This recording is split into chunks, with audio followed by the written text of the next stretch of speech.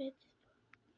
Evet. Bugün İtalyan şeyler deniyoruz. Abi sevgili. Ama geçiyorum. Beri cüz. Hayır. Hayır.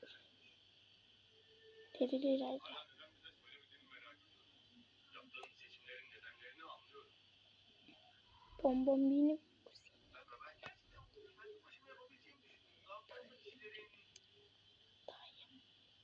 Lavalı satıyor.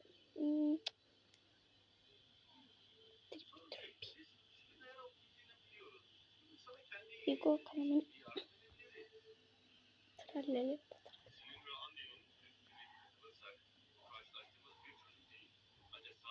Tripi tropi. İkisini de seviyorum ama bence güzel değil.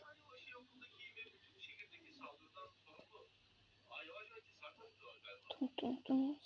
Sahur. Az önce sıkmıştık. Hadi bay bay.